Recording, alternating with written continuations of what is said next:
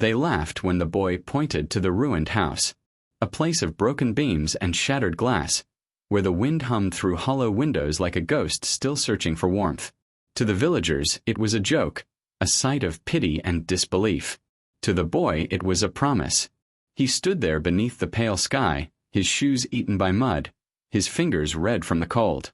The house leaned to one side, as if tired of standing, yet something inside its shadow called to him. Maybe it was the smell of old wood, maybe the silence that waited to be healed. He didn't know.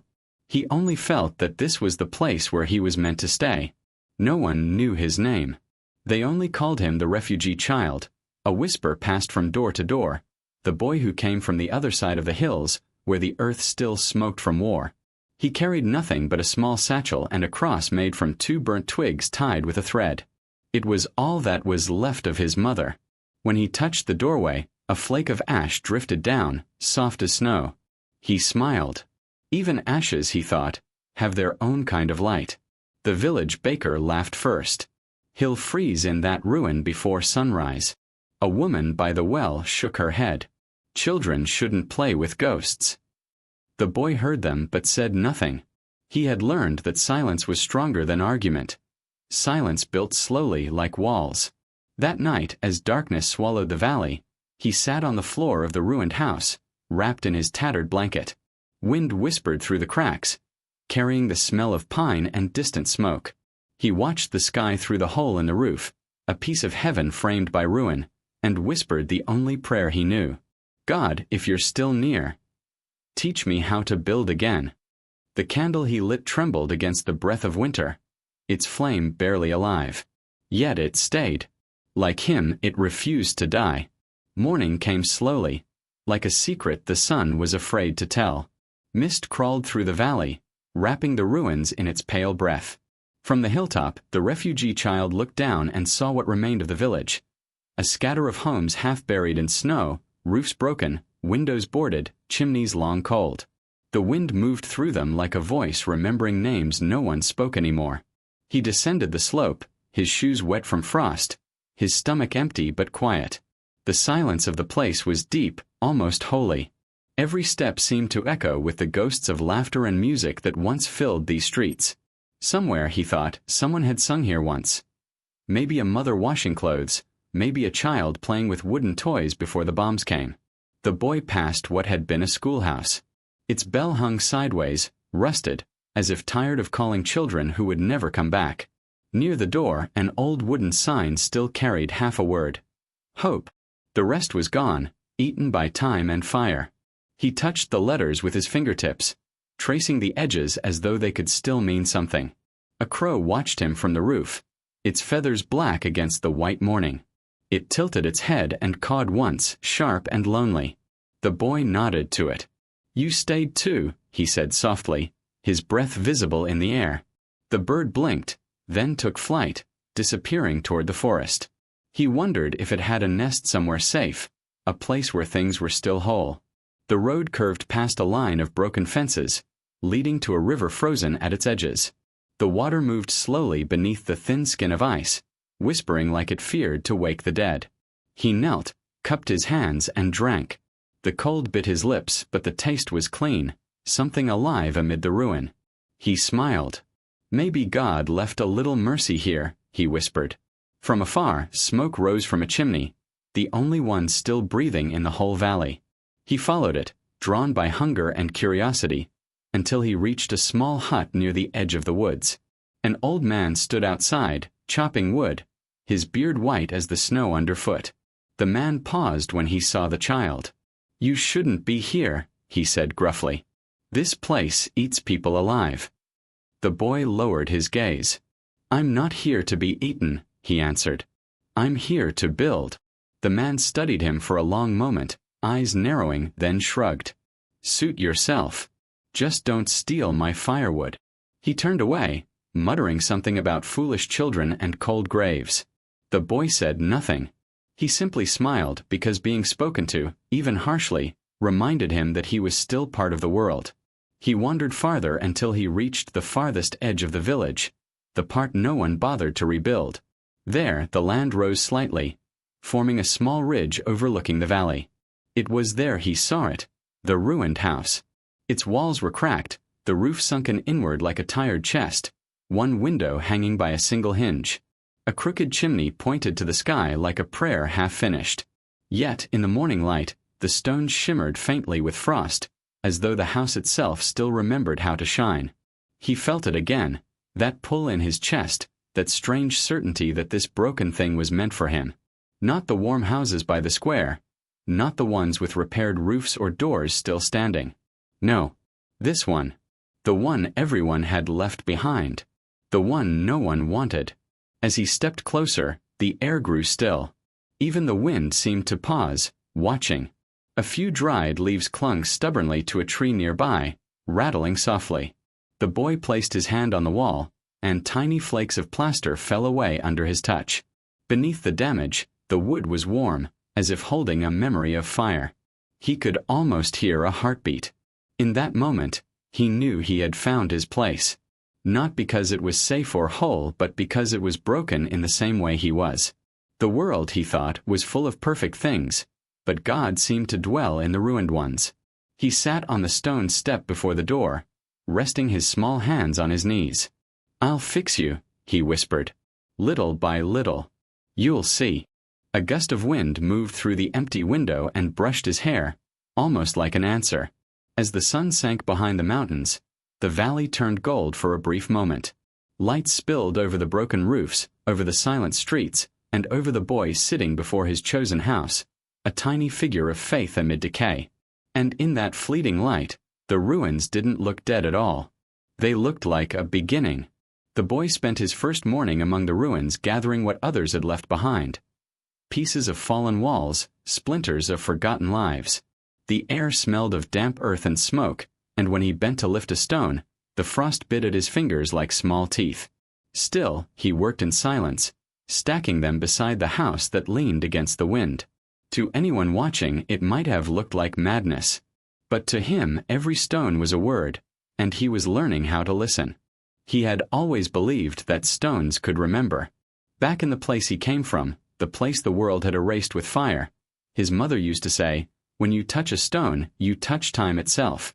It has heard every prayer whispered upon it." He never forgot those words. So when he knelt in the dust now, his small hands trembling from cold and hunger, he imagined the stones breathing softly beneath his palms, telling him to stay. The villagers passed by sometimes, curious from afar. They whispered to each other, pointing, their laughter thin and sharp like glass breaking in the wind. "Look at him," one man said. "He's talking to rocks now. Poor thing's lost his mind." But the boy didn't look up. He was not speaking to the stones with words. He was speaking with faith. He arranged them in a small circle inside the ruined house, a sort of boundary between what had been and what could still be. When he finished, he sat in the middle of it and bowed his head. The house creaked softly, its wooden ribs groaning against the cold. Dust drifted through a shaft of light that cut across the floor like a blade of gold. "I don't have much," he whispered. "But if you're listening, I'll give you my hands. Teach me to make this place breathe again." Something moved behind him. A small sound, the crunch of footsteps on frost. He turned quickly. A dog stood in the doorway, ribs showing through its fur, eyes wary but gentle. The boy froze, uncertain. The dog tilted its head, then stepped forward, sniffing the air. Its tail hung low, but not in fear, in exhaustion. "Hey," the boy said softly, stretching out a hand. "You can come in. It's not much warmer, but it's safe." The dog hesitated, then crossed the threshold. Together they sat in silence, two wanderers bound by the same invisible thread of survival. The boy shared the last piece of bread he had, watching the animal eat with slow, grateful bites. When the dog finished, it rested its head on the boy's knee. He smiled, his eyes wet but shining. "You understand, don't you?" he murmured. "You heard them too, the stones. They said we can stay." That night, the boy lay beside the dog, his blanket stretched thin over both their bodies. The house moaned with the weight of the wind, but inside the circle of stones, the air felt different. Heavier, alive. The candle flame trembled again, as if remembering the night before, and this time the boy cupped it carefully with his hands. "Don't go," he whispered. "We're just beginning." Outside, the village lay asleep under a quilt of frost. The river whispered its slow, cold prayer, and the moon painted everything in silver. The broken roofs, the old fences, the path leading to the boy's chosen house. A few wolves howled in the distant forest, their cries echoing like sorrowful hymns. Yet within the ruin, the boy felt something stir, not fear but a quiet strength. Before closing his eyes, he reached for his small cross and pressed it to his chest. "Mama," he whispered, "if you can see me, I'm building again. I'm doing what you said." The dog lifted its head, listening, then rested again.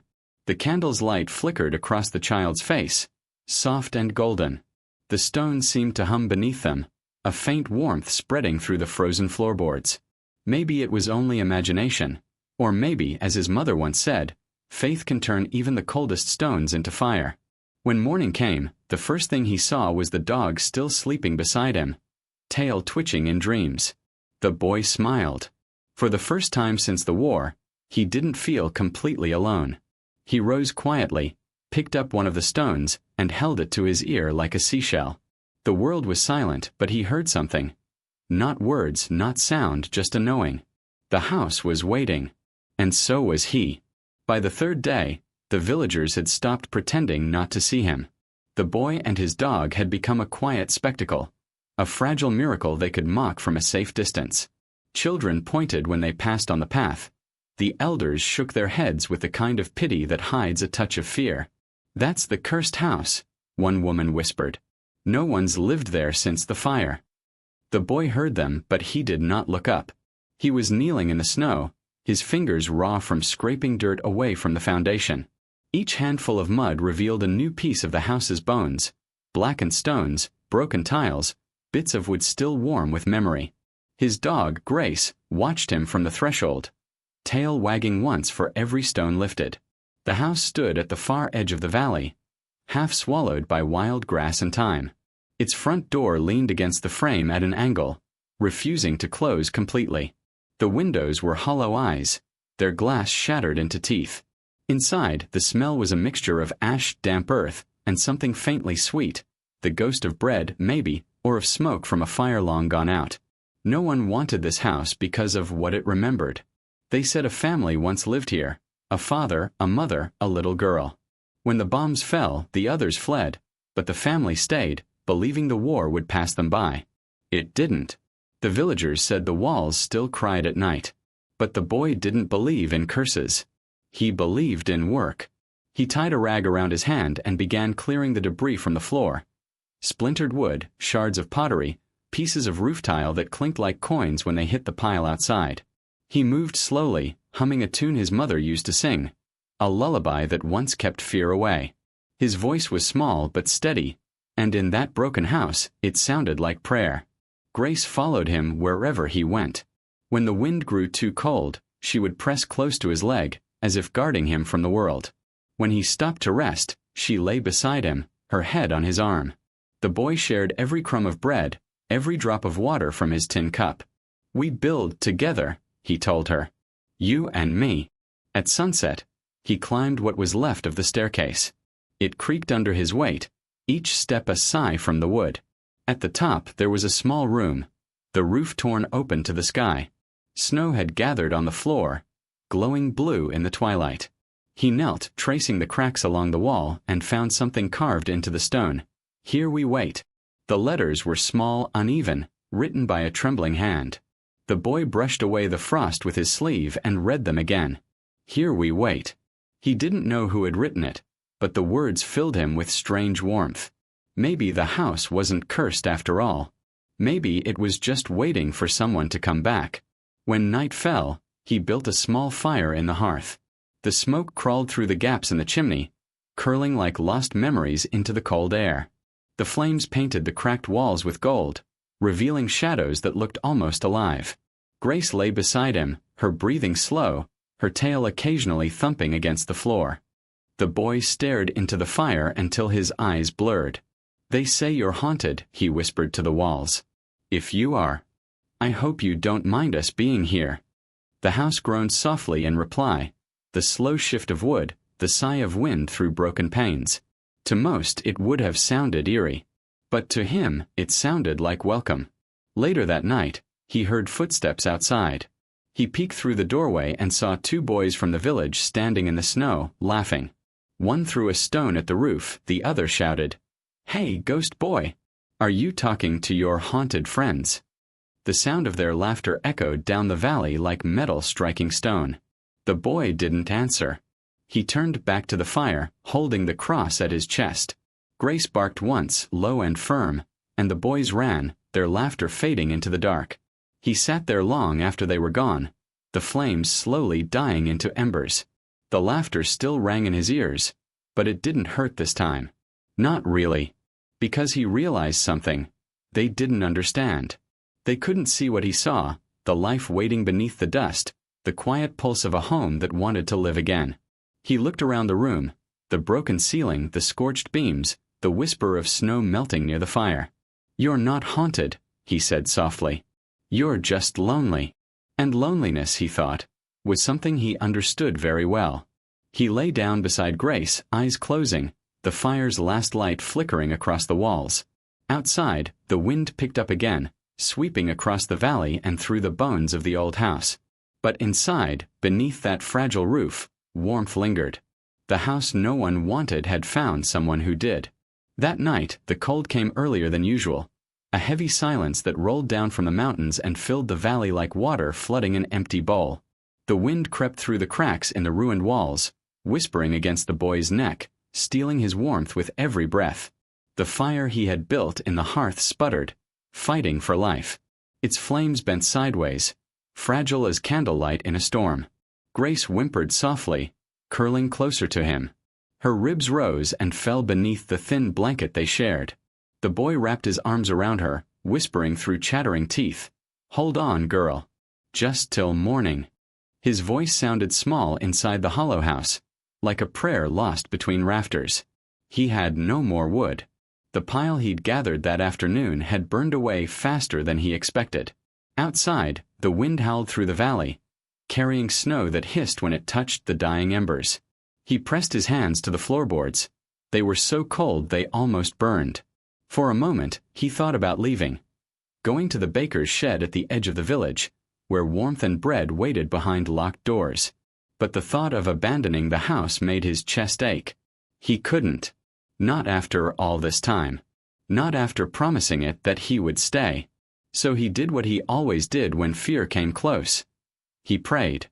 "God," he whispered, staring into the faint glow of the coals, "I know you must be busy rebuilding other things, but if you can, please, teach me how to keep the light." As if in answer, a gust of wind slipped through the chimney, scattering ash into the air. The last ember flared weakly, then almost went dark. The boy cupped his hands around it, protecting the fragile glow with his palms. The heat bit his skin, but he didn't move. "No," he whispered. "Not yet. Please, not yet." For a few endless seconds, the ember trembled, and then, impossibly, it bloomed again. A tiny flame, no larger than his thumb, flickered to life. It licked the edges of the wood, stubborn and bright. The boy's breath caught. Grace lifted her head, her eyes glinting with reflected firelight. Together, they watched that fragile flame climb toward the dark, slow and defiant. He smiled through tears that froze before they could fall. "You stayed," he said softly. "You stayed." He fed the flame the only thing he had left, a strip of cloth torn from his sleeve, then another from his blanket. Each piece burned quickly but helped the fire catch again.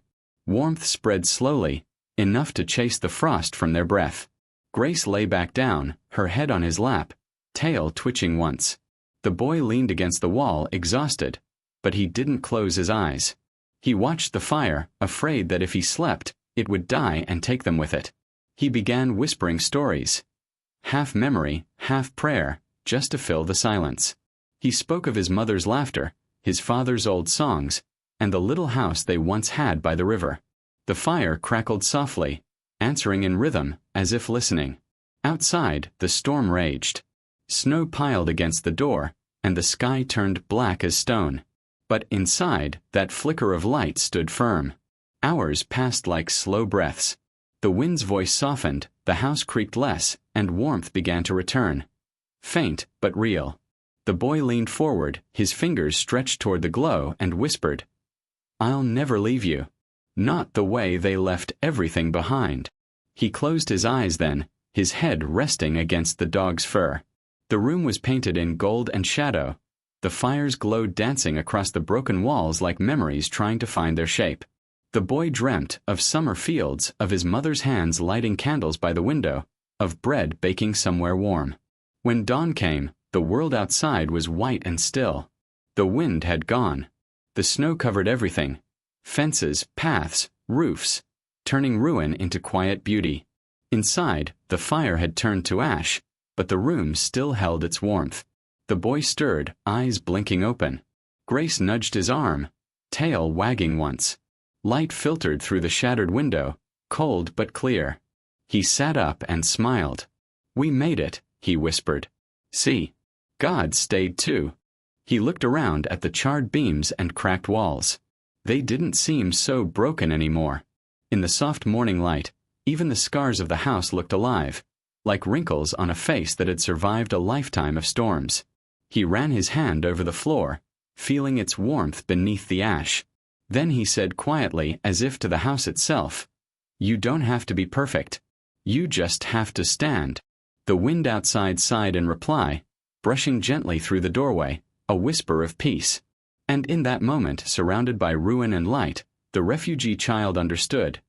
Sometimes the smallest flame is enough to save a soul. Morning crept through the cracks of the roof like shy lights slipping through a curtain. The storm had passed, leaving behind a world made of glass and silence. Every branch, every roof, every fence in the valley was coated in ice. When the boy opened his eyes, he could see his breath hanging in the air like smoke. Grace was already awake beside him, her brown eyes following the dancing dust that sparkled in the thin ray of sunlight. He reached out and rubbed her ear gently. "You stayed," he murmured. "You really stayed." Her tail tapped the floor twice, soft and steady. The boy rose, wrapping his thin blanket around his shoulders, and stepped outside. The snow was deep, reaching almost to his knees. His boots were soaked through in minutes, but he didn't care. He walked to the edge of the slope and looked out across the valley. The world was white, pure, and quiet, so quiet he could hear the snowflakes land. Smoke curled from a few distant chimneys where the villagers lived, but no one came near the broken house. It stood alone, black against the white, a reminder of everything people wished to forget. Yet to the boy it looked almost proud now, as if the storm had polished its scars rather than deepened them. He went back inside to find Grace chewing on a piece of wood from the floor. "No, girl," he laughed, taking it from her mouth. "We'll need that for the fire." She tilted her head, unbothered, and wagged her tail again. He tore a bit of bread from his pouch, the last piece, and handed it to her. She sniffed it, then pushed it back toward him with her nose. "You first," her gesture seemed to say. He smiled, breaking it in half. "Half each," he whispered, and together they ate. Boy and dog, two refugees of different kinds. Later that day, they explored the edge of the woods behind the house. The air smelled of pine and wet bark. The boy gathered fallen branches while Grace darted ahead, nose to the ground, tail wagging in excitement. Every few minutes she'd stop and glance back, making sure he was still following. It had been a long time since anyone had looked back for him. When they returned, he stacked the wood carefully beside the hearth. Grace curled by the fire while he brushed snow from his hair. "You know," he said quietly, "people think this place is cursed, but maybe it just needed someone to listen." Grace lifted her head and barked softly, once as if agreeing. The sound echoed through the hollow house, not lonely this time, but alive. As evening came, the valley turned blue and silent again. The boy lit the fire, watching it climb the chimney like prayer smoke. Grace lay stretched before it, her fur glowing orange in the light. The boy sat beside her, leaning against the wall, feeling the warmth reach his tired hands. He remembered a night long ago before the war, sitting by another fire, smaller but brighter. His mother had been there, humming softly while she mended his clothes. He could still smell the soup boiling on the stove, hear the quiet sound of her voice saying, "God sends us helpers in strange shapes, my son. Sometimes they walk on 4 legs." He looked at Grace and smiled. "I think you're one of them," he whispered. Outside, snow began to fall again, but gently this time, flakes drifting like feathers from heaven. The boy rose and opened the door just a crack. The cold slipped in, kissing his cheeks, but he didn't close it right away. He watched the snow fall against the dark sky and thought about how even the smallest thing, a flame, a bark, a bit of bread, could carry warmth through the coldest places. Behind him, the fire crackled. Grace barked again, calling him back. He closed the door and knelt beside her. All right, he laughed softly. "I won't stay out there too long. You win." He scratched behind her ears until her eyes began to close, her breathing slowing into the rhythm of sleep. The house, too, seemed to rest, its broken beams quiet for once, its walls sighing as if relieved. When he finally lay down beside her, the firelight painted their shadows on the wall, a boy and a dog, shapes of survival and grace. The boy whispered one last thing before sleep claimed him. "Tomorrow we'll begin fixing the roof, one piece at a time." Grace's tail wagged once in her sleep, as if she understood. The boy smiled, his eyes heavy but peaceful. Outside, snow kept falling. Slow, endless, beautiful. Inside, the warmth stayed. And for the first time since the war began, the refugee child didn't dream of running.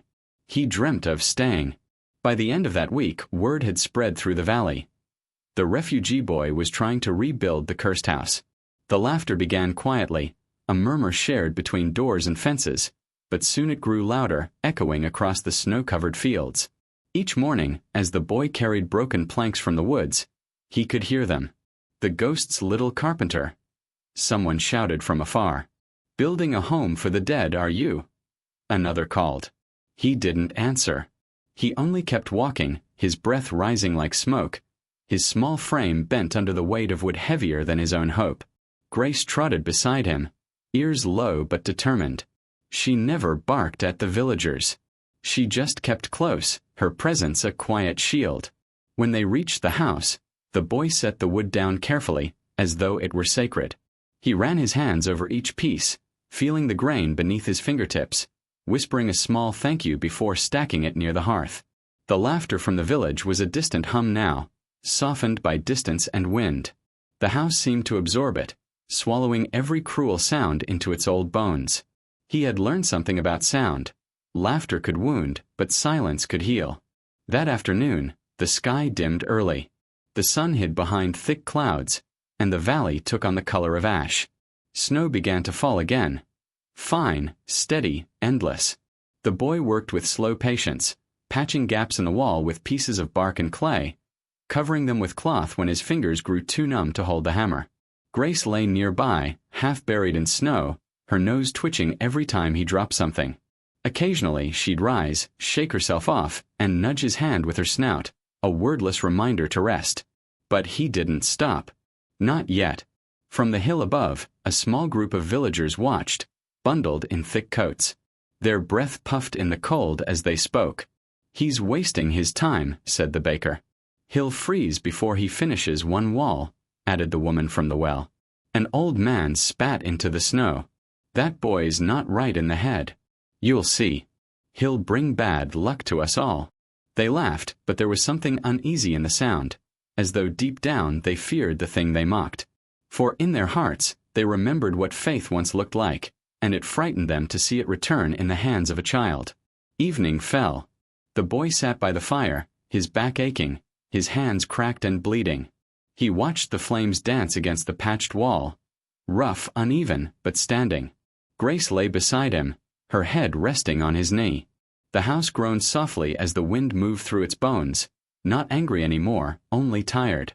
The boy spoke quietly, his voice barely above a whisper. "They don't understand, Grace.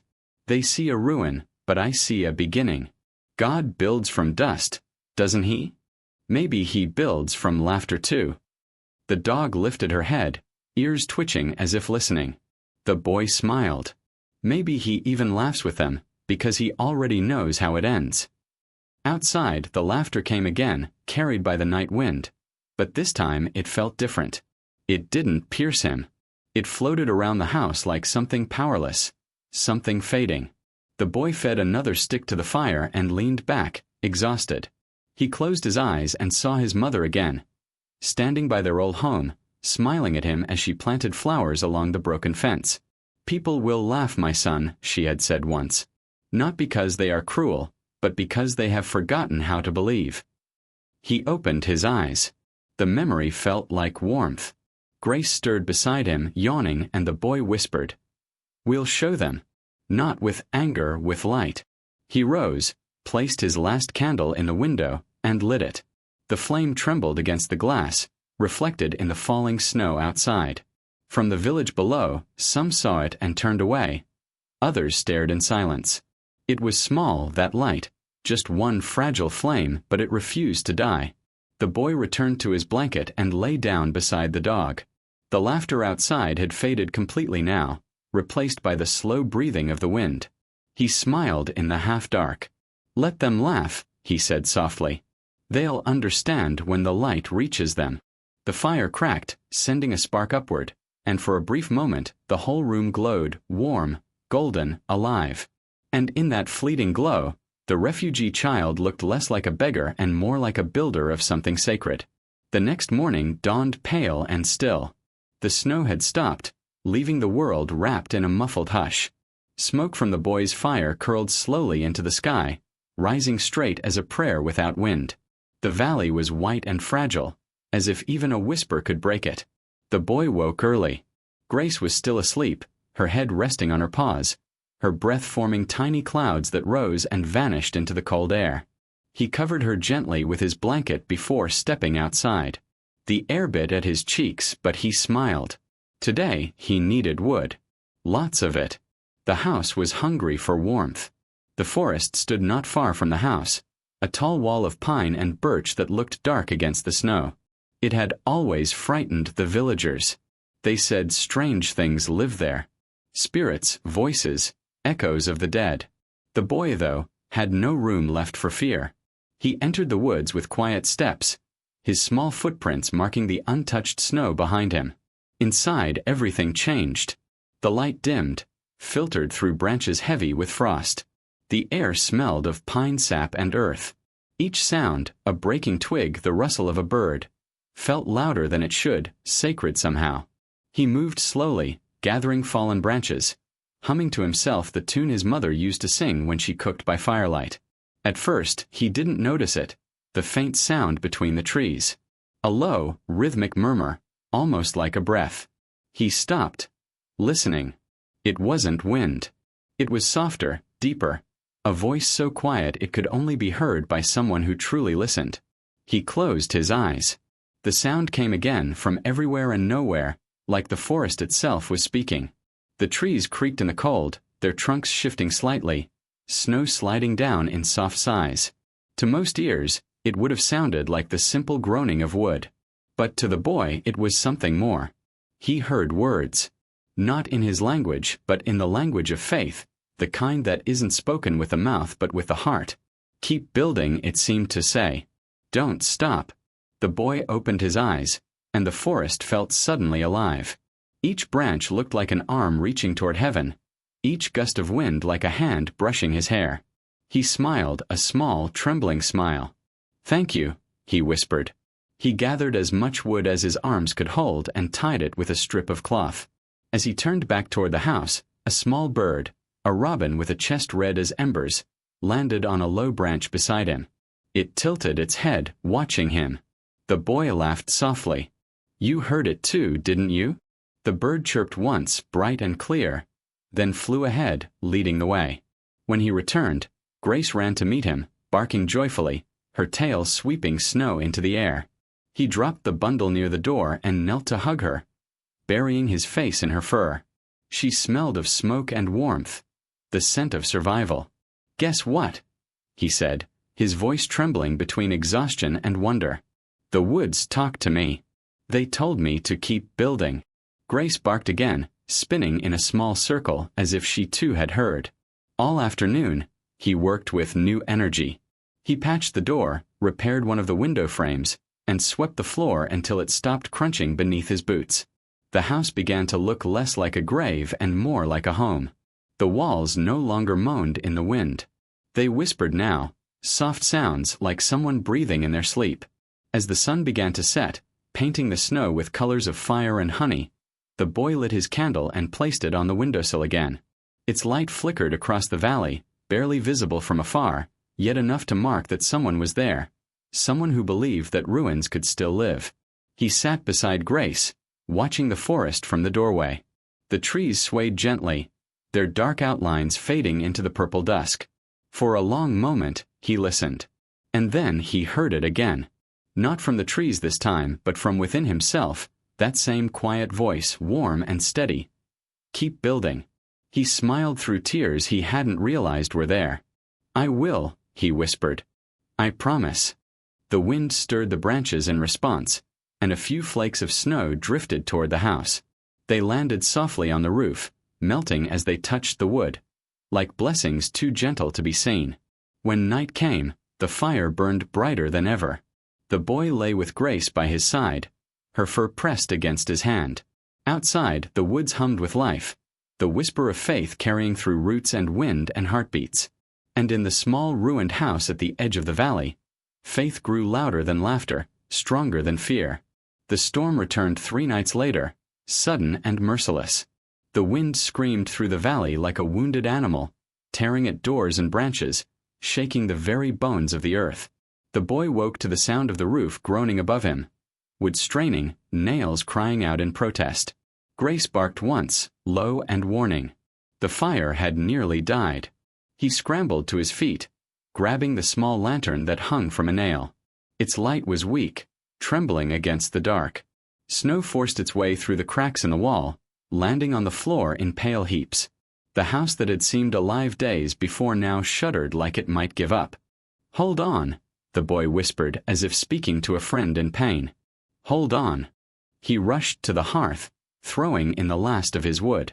Flames sputtered and rose, giving a faint glow to the broken beams above. The wind howled louder, pushing through the chimney, scattering sparks into the air. One of the beams cracked, a sharp splitting sound that made the boy's heart jump. Grace barked again, moving toward the door, pacing. Then he heard it, a deep creak, followed by a heavy snap. The roof began to sink. He grabbed his small cross from the table and pressed it to his chest. God, please, he whispered. Not yet. Before he could move, Grace lunged forward, barking wildly, her body turned toward the far corner of the room. The boy followed her gaze, and saw the ceiling bowing downward, splinters falling like snow. He dove toward the dog, pulling her with him just as a section of the roof collapsed where they'd been sleeping. The crash was deafening. Dust filled the air, thick and choking. For a moment all was still. Only the wind outside kept screaming. The boy coughed, eyes stinging. Grace whined beside him, unhurt but trembling. He reached out, running his fingers through her fur. You saved me, he said hoarsely. You saw it coming. He looked up. The roof had opened to the night, a gaping wound revealing the sky. Snowflakes drifted through the hole, catching in the firelight. For a long time he just stared. It should have felt like loss, another defeat. But something in that broken space drew his gaze upward. The storm clouds parted briefly, and through them he saw the stars, sharp and countless, scattered across the heavens like shattered glass. In the center, one shone brighter than the rest, steady and white. The light fell through the hole, striking the hearth exactly, bathing the boy and Grace in its glow. He felt warmth where there shouldn't have been any. It wasn't the fire. It wasn't the candle. It was something else, something alive.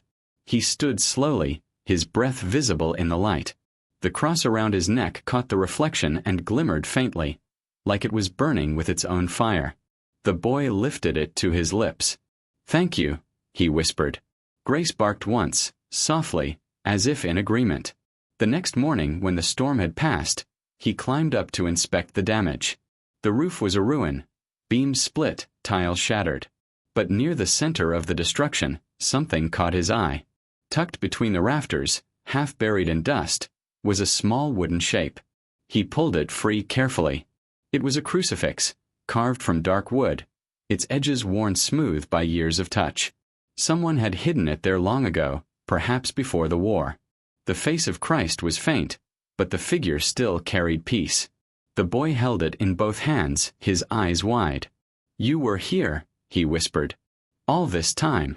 He carried it downstairs and placed it above the hearth. The room felt different at once, quieter, warmer, as though the house itself recognized what had been returned. The light coming through the hole in the roof landed perfectly on the cross, turning it gold. He and Grace sat together, watching the snow fall through the opening. The boy smiled faintly. "See, girl, not every hole means something's broken. Sometimes it's where the light gets in." Grace wagged her tail, curling against his side. He reached down and stroked her fur, his heart steady for the first time in days. Outside, the village roofs gleamed under the sun, untouched by miracle or memory. But here, in the house no one wanted, something sacred had survived. The boy whispered, "We'll fix the roof later. For now, let it stay open. Let the light stay." The fire crackled softly. Snow fell through the broken ceiling, melting into the warmth. And in that ruin, with a dog, a cross, and a whisper of grace, the refugee child found what no one else could see: a miracle hidden beneath the roof of a broken home. The valley was quiet again. After the storm, everything seemed washed clean. The roofs, the river, even the air.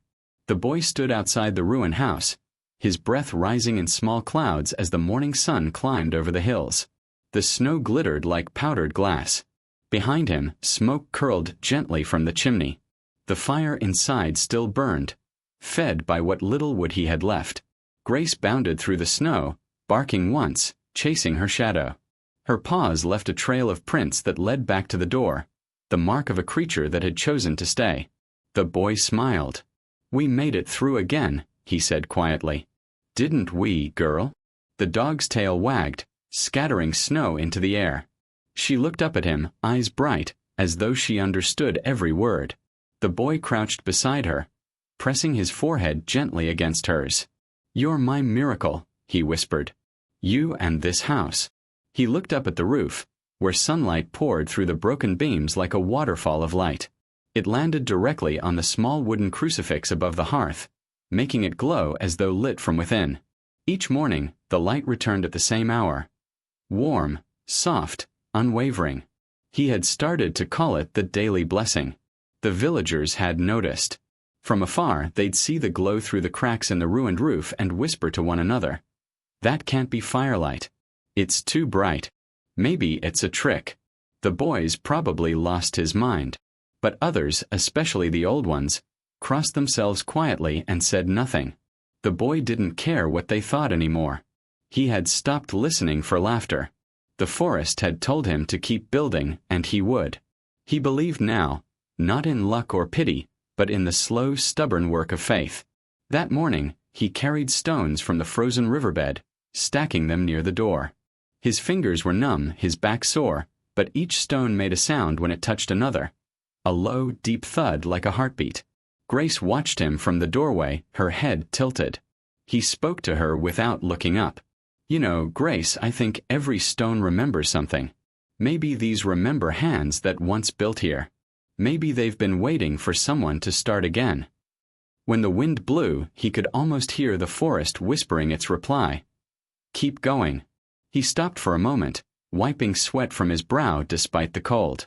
His gaze drifted to the horizon, the mountains sharp and silver, the village below small and still.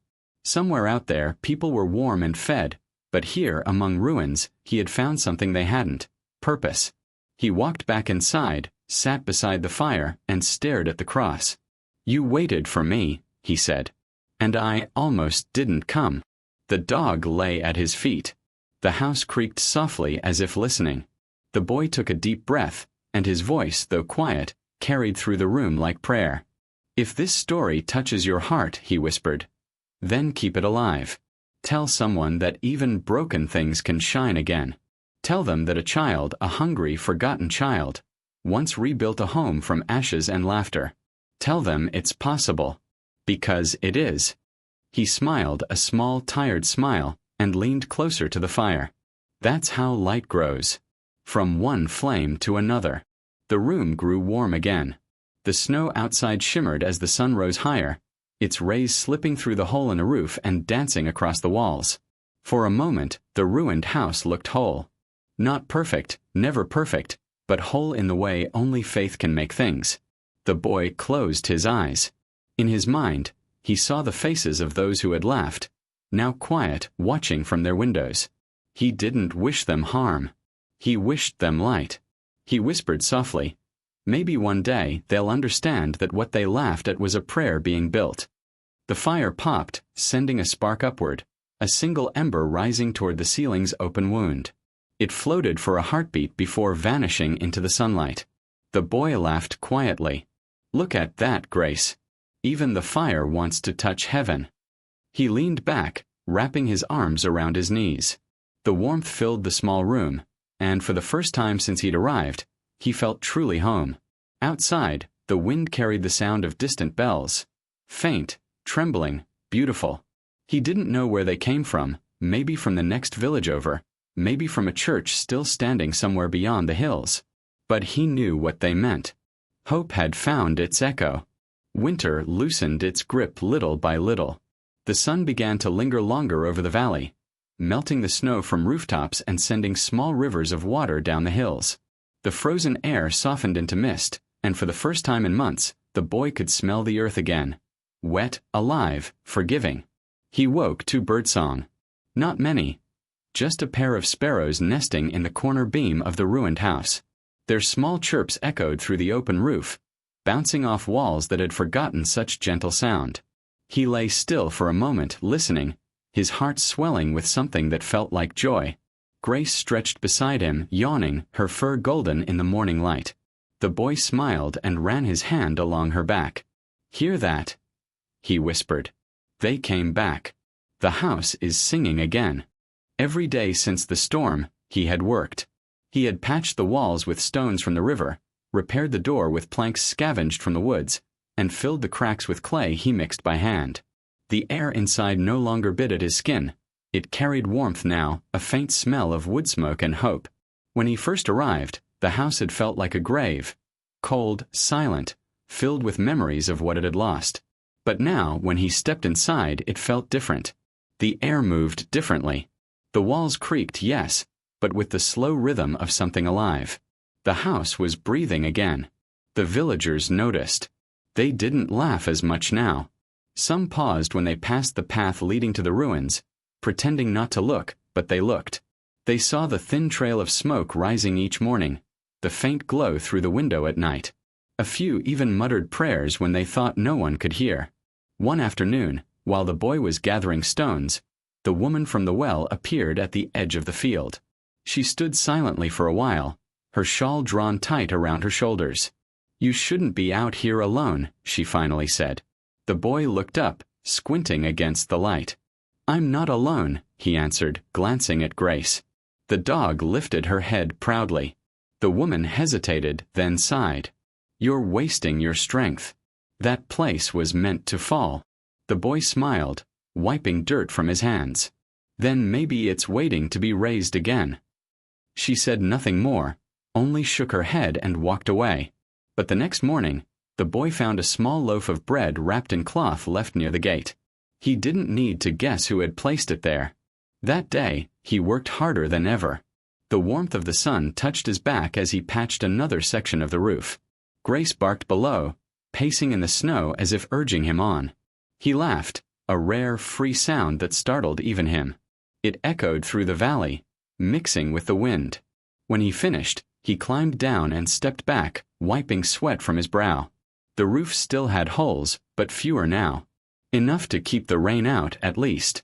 Enough to make the house feel like it was protecting him, not the other way around. He went inside and lit the fire. The light from the flames danced across the crucifix above the hearth, and for a moment, it looked as if the carved figure was smiling. Grace lay down beside him, her tail thumping softly against the floor. The boy reached out, feeling the warmth of the stones beneath his palm. "You feel that?" he whispered. "You're alive again." The wind slipped through the cracks, gentle this time, like a sigh of agreement. Dust swirled in the air, catching the firelight. The boy thought it looked like the house was exhaling. Slow, peaceful breaths of renewal. He closed his eyes and prayed. Not for food, not for warmth, those he could find. He prayed for endurance, for the quiet strength to keep going. When he opened his eyes, he noticed something he hadn't before, a single vine creeping through the broken wall near the window. Its green leaves trembled in the light, stubborn and bright against the dull wood. He smiled. "You're brave," he said softly. "Just like us." The vine swayed as if in reply. That night, the valley glowed under a full moon. The boy sat by the doorway, Grace's head resting on his knee. The firelight flickered inside, and the wind outside hummed softly through the pines. He could almost hear a heartbeat, not his, not Grace's, but the rhythm of the house itself. It had become something more than shelter now. It was a prayer built from wood and stone, from hunger and faith, from every breath he refused to waste. He looked at the roof, patched and imperfect, the stars visible through one remaining hole. He smiled. "You can keep that one," he said. "Every home needs a window to heaven." Grace barked once, softly. The boy laughed, his voice breaking into a whisper. "We did it, didn't we?" The fire crackled. The moonlight touched the cross. And for the first time since he could remember, the refugee child felt not just safe, but belonging. The house was no longer broken. It was alive. And it was breathing with him. It began with silence, the kind of silence that feels like the moment before a storm or a prayer. The valley was still. The snow had mostly melted now, leaving the earth soft and damp, the air filled with the smell of pine and thawing soil. The boy was kneeling near the door, smoothing the last handful of clay into a crack in the wall when Grace began to bark. Her voice was different this time, not sharp or frightened, but alert. The boy wiped his hands on his trousers and stepped outside. At first, he saw only the curve of the road below, the mist rising in soft ribbons above the fields. Then movement. Small figures walking slowly up the path, their shapes wavering in the sunlight. His heart quickened. No one ever came this far. As the figures drew closer, he recognized them. The baker, the woman from the well, the old man with the cane, and two children clinging shyly to their mother's skirt. There were more behind them, nearly a dozen in all. They climbed in silence, their faces unreadable. Grace barked again, tail stiff. The boy placed his hand on her head. "It's all right," he whispered. "Let them come." He stood by the doorway, his small frame outlined against the half-rebuilt house. He didn't speak first. He had learned that silence sometimes says more than words. The villagers stopped a few feet away. The old man leaned on his cane, squinting at the roof. "You fixed it," he muttered. The woman from the well folded her arms. "It's still crooked," she said softly, but her tone wasn't cruel, only uncertain, like someone trying to remember how to believe in something. The baker stepped forward. "We thought the place would collapse by winter." The boy nodded. "So did I." No one laughed this time. They only stared at the patched roof, the mended door, the faint smoke curling from the chimney. The air smelled of baked bread and burning pine. Birds fluttered near the window, their wings flashing like gold in the sun. One of the children pointed. "Look, Mama," she said. "It's shining." They all turned. The crucifix above the hearth caught the sunlight that streamed through the roof's single open space. The light fell across the walls, moving like slow water. Dust floated through it, shimmering as it passed. The boy didn't move, afraid the moment might vanish if he did. The villagers stood in silence, the same silence that once mocked now softened by awe. The baker removed his hat. The woman crossed herself. Even the old man lowered his cane. Finally, the boy spoke, his voice calm, quiet. "You said it was cursed," he said. "Maybe it was. But curses can change when someone loves what's left." The woman's eyes filled with tears she tried to hide. "We thought you'd die here," she whispered. "I almost did," he said. "But the house didn't let me. It wanted to live too." Grace moved closer to him, pressing against his leg. The villagers watched the dog, her fur golden in the light, her eyes warm and steady. She seemed to understand everything, The laughter that once cut, the silence that had healed, the strange grace of this moment. The baker cleared his throat, his voice rough. "You did this alone." The boy shook his head. "No. I had help. The forest. The stones. Her." He pointed at Grace. "And maybe someone else." He looked toward the crucifix. "I think he stayed here the whole time, waiting for someone to listen." No one spoke after that. The only sound was the soft flutter of birds outside and the faint hum of wind moving through the pine trees. The woman from the well stepped forward, pulling something from her shawl, a small loaf of bread, still warm. She placed it on the step without a word. The baker followed, setting down a handful of nails. The old man left a coil of rope. One by one, they began leaving small things. Pieces of their lives, small offerings of kindness. The boy didn't know what to say. He just smiled, his eyes bright with tears. "Thank you," he whispered. As the villagers turned to leave, the woman glanced back. "You've made it home again, haven't you?" The boy nodded. "Yes, ma'am. For the first time." When they were gone, he sat on the step beside Grace. The sun dipped lower, turning the valley gold. He broke a piece of the bread and handed it to her. "We did it, girl," he said. "They came to see." Grace wagged her tail, taking the bread gently from his hand. The wind brushed through the open window, carrying the smell of earth and warmth, the scent of something new beginning. The boy leaned back, watching the light fade across the roof he had rebuilt with trembling hands. The laughter that once haunted this place was gone. In its place was something softer, reverence, maybe even grace. He smiled to himself. "You hear that?" he whispered. "It's quiet. The kind of quiet that means peace." And in that stillness, the house, patched, imperfect, and alive, breathed again. That evening, the sky turned the color of amber and rose. The sun slipped behind the mountains, leaving behind a soft trail of gold that lingered over the valley. The boy stood in the doorway of the house, looking out across the land that had once seemed endless and cruel. Now it looked different, gentler, almost kind. Inside, the small fire burned low.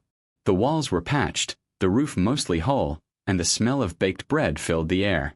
The loaf left by the woman from the well sat cooling beside the window, its crust crackling softly. Grace lay curled by the hearth, her head resting on her paws, eyes half closed. The boy knelt beside her and whispered, "We're not ghosts anymore." Outside, twilight deepened. The villagers had long gone home, leaving the valley silent once more. But this time the silence felt full.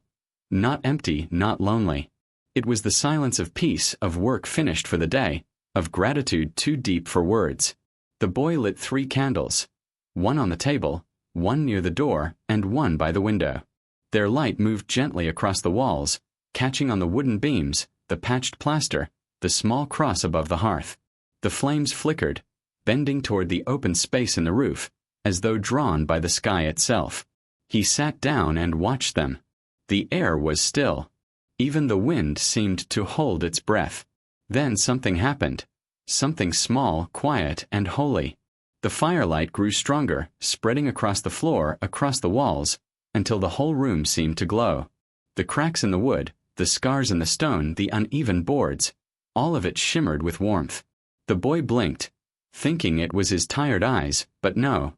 The light was real. It came from everywhere and nowhere, from the flames, from the candles, from the very walls of the house itself. Grace lifted her head, ears pricking. The boy whispered, "Do you see it too?" The dog stared, tail wagging once, slow and steady. The boy rose slowly, his small shadow trembling on the wall. He walked to the center of the room, where the crucifix hung. The light pooled around it, soft and golden. Dust drifted in the air like tiny stars. He felt warmth spread across his face, down his hands, into his chest. It wasn't the heat of fire. It was gentler, the warmth of memory, of forgiveness, of something unseen. He fell to his knees. "Thank you," he whispered, "for not leaving, for teaching me how to stay." Outside, the valley had darkened. The sky was deep blue, the first stars appearing. But from a distance, the villagers saw something strange. Where the old ruined house stood, there was light, a soft, steady glow spilling through the cracks and windows, touching the snow with gold. Children pointed from their windows. "Mama, the ghost house is shining." The baker stepped outside, removing his hat. "It's that boy again," he said, his voice trembling. "But that's no fire." The old man with the cane crossed himself. "No," he murmured. "It's something else." No one dared to approach. They only watched from afar, the once cursed house, glowing softly in the night. Inside, the boy sat by the hearth, Grace's head in his lap. He didn't notice the miracle his house had become. To him, it was only warmth. The fire, the candles, the feeling of safety at last. He thought maybe his mother would have liked it here. He imagined her sitting across from him, smiling, sewing by candlelight. The thought made his throat tighten. He took the wooden cross from the wall and held it in both hands. Its surface was warm, warmer than it should have been. He pressed it to his heart and whispered, "You can rest now. We're home." Grace sighed, curling closer to him. The fire crackled, and outside, the light continued to spread. Not wild, not blinding, but calm, like the heartbeat of something newly born. By midnight, the whole valley slept beneath its glow. Birds nestled in their nests, the river hummed beneath the thawing ice, and even the wolves stayed silent, watching from the edge of the woods. The ruined house, the one everyone laughed at, the one no one wanted, had become a lantern in the dark. And inside, a boy and his dog dreamed in the warmth of faith fulfilled. Morning arrived like a quiet confession. Mist curled over the valley, soft and silver, clinging to the fields where the snow had finally melted away. The air smelled of wet soil, wood smoke, and something faintly sweet, the scent of spring daring to begin. The boy woke slowly, the light of dawn brushing across his face. Grace stirred beside him, stretching, her fur glinting gold in the sunlight that slipped through the patched roof. For a long moment, neither of them moved. The fire had died in the night, leaving behind a bed of gray ash that still glowed faintly at the edges. The boy knelt by it, touching the ashes with his fingertips. They were cool, soft, fragile, the remains of what had burned so brightly. He thought about how every night ended this way, with fire turning into dust. But then, every morning, he would light it again. That was the lesson, he realized. Everything beautiful must fall into ashes before it can rise again. He sat back, the crucifix still hanging above the hearth, now faintly blackened by smoke. The house smelled of warmth and wood and life. He smiled. "You've been through fire too," he said softly, looking at the walls, the beams, the patched floor. "But you're still standing. Just like me." Outside, the valley stirred to life. He could hear distant voices, the clatter of buckets, the bark of a dog, laughter carried by wind. Laughter, but not cruel this time. It sounded different now. Softer. Honest. He walked to the door and stepped outside. The world was shining. The frost that clung to the grass glittered like tiny stars, and the trees in the distance swayed gently as though whispering to one another. He could see smoke rising from the village chimneys. Then he saw them. People coming up the hill again. Not to laugh, not to mock, but to bring things. Tools. Planks. Bread. The woman from the well was among them. She waved. "We came to help," she called. The boy blinked in surprise. "Help?" She nodded, smiling shyly. "You built this much on your own. Maybe we can finish the rest together." For a moment, he couldn't speak. Grace barked once, breaking the spell. The boy laughed, his voice cracking with joy. "All right," he said. "Let's build." By midday, the valley echoed with the sound of hammers and laughter. Real laughter, the kind that heals instead of hurts. The villagers worked beside him, patching the roof, carrying stone, repairing what once seemed impossible. The boy showed them how he mixed the clay, how he placed each stone with care. They marveled at his patience. When the sun began to set, they gathered outside. The house looked different now, whole yet humble. The roof was straight. The door stood strong. Smoke rose from the chimney like a ribbon of hope. Someone began to hum a hymn, low and trembling, and soon others joined in. Their voices floated through the air, blending with the sound of wind and the rustle of the forest. The boy stood at the doorway, Grace beside him, watching the people who had once turned away. His chest ached with gratitude. "You see, girl," he whispered. "They came back. Maybe that's what this was all for." The dog leaned against him, her eyes half closed in contentment. As the villagers departed, the woman from the well turned and said, "We thought this place was cursed, but maybe it was just waiting for love." The boy nodded. Everything waits for love. When night came, he sat by the fire again, the new roof overhead, the walls glowing softly in the candlelight. The flames danced higher than usual, as if celebrating their rebirth. He stared into them and saw the reflection of all that had passed, the ruins, the cold, the laughter, the light. And beneath it all, he saw a pattern, as if every sorrow, every loss had led him here. He spoke aloud, softly, almost to himself. Maybe that's the lesson hidden in the ashes. That when everything is taken from you, what remains is what matters most. Faith, kindness, and the courage to begin again. Grace lifted her head, looking toward the window where moonlight fell across the floor. The boy followed her gaze. Outside, the valley shimmered, quiet, peaceful, alive. He smiled. "Tomorrow," he said, "we'll plant flowers." She wagged her tail and he laughed. "Yes, you can help dig." He leaned back against the wall, eyes growing heavy, the warmth of the fire wrapping around him like an old song. Behind him, the crucifix caught the firelight, gleaming once more, not as a symbol of suffering, but of endurance. And as he drifted into sleep, the last thing he saw was the glow of the embers. Soft, red, and eternal, like a heartbeat beneath the ashes. The last snow of winter melted quietly. It left behind small rivers that whispered through the grass and vanished into the riverbed, carrying with them the memory of everything that had once been frozen. The valley was green again. Birds sang where silence had once reigned. The air smelled of new things, earth, sap, bread, and life. The boy stood outside his house, no longer ruined, no longer shunned, with Grace at his side. The sun was climbing, bright and gold, and light touched every repaired beam, every stone he had lifted with his small blistered hands.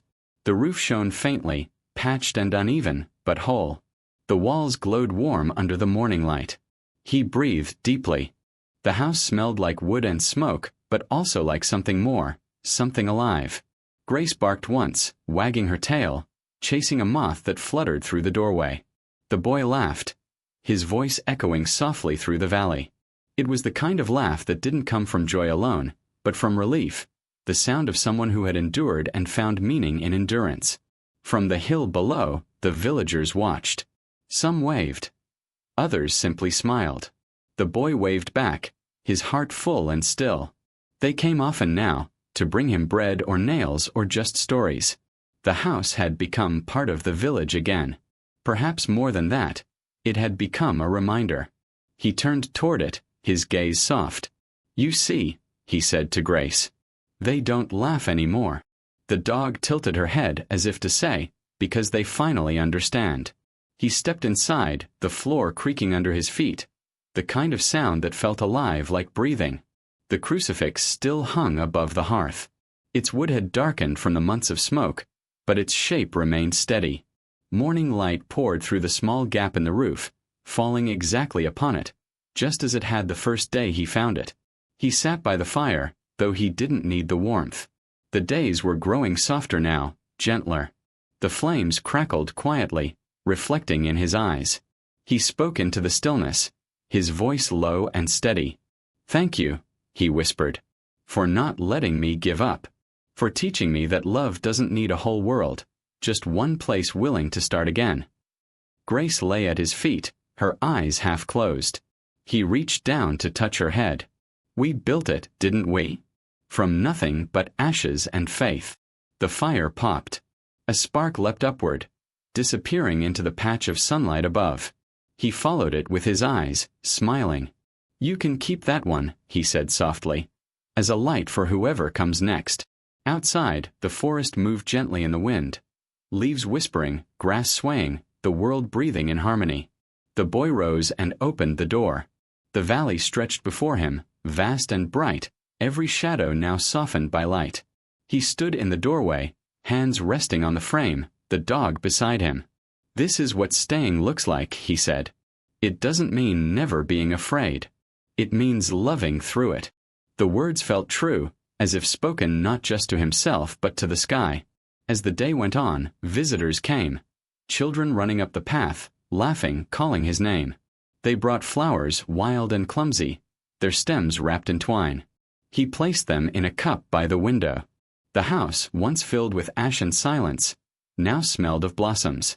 When night returned, the valley dimmed under the silver of the moon. The boy lit his candles again, 3 as always, and placed one by the window. Its light glowed faintly through the glass, reaching out toward the fields below. Down in the village, the woman from the well looked up and saw it. She smiled. "The light stayed," she whispered. Yes, the light stayed. The laughter that once mocked had turned into quiet gratitude. The ruin that once cursed had become sanctuary. The child who once wandered homeless had become the keeper of something eternal. As the boy lay down beside Grace, the fire's glow wrapped the room in warmth. The house creaked softly, settling into its new life. He whispered one last prayer before sleep took him. "Let whoever finds this place remember, faith builds, even from ruins." Outside, the moon rose higher, and the valley shimmered with peace. The roof, the walls, the door, all shone faintly in the night, as if remembering the miracle that had begun here. And there, at the edge of the world, in a house once scorned and forgotten, a boy and his dog slept in the light that never left. Because what was once broken had not only been rebuilt, it had learned to glow. Headphone, if this story touched your heart, don't forget to subscribe and share where you're listening from. It's our dream to reach 1,000 hearts hearing these stories of hope and faith, so that light like this can keep spreading, one story at a time.